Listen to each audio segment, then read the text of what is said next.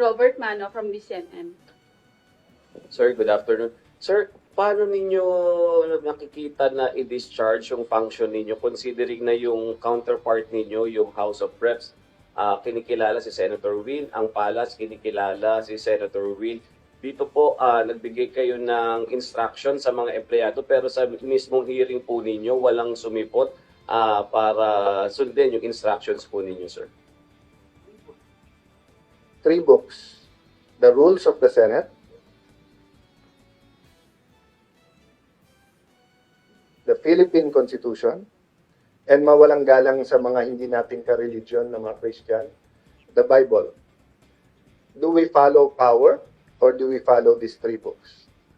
And yung pagsunod ng House of Representatives at saka ng Malacanang, obvious na play nila yon. Diba? So yung mga empleyado, give them time over the weekend pag-isipan, pero hindi madali sa kanila kasi livelihood nila at career nila at stake. At alam mo naman Pilipino, we have a notion of utang na loob. So kung nagpasok sa kanila ay si Senator Coco, Senator Drilon, etc., lumalabas sa... Actually, sabi nila pagka si Alan Cayetano hindi unifier, di ba? Di totoo yun, ha? Kita mo, lahat sila, Marcos na rin, eh.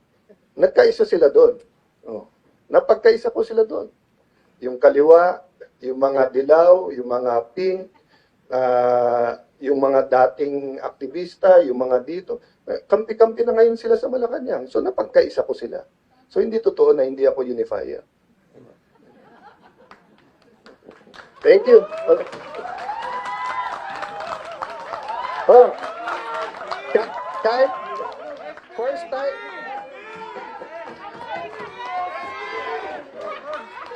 First time ako napalakpakan ng media, walang bayad yun, ha?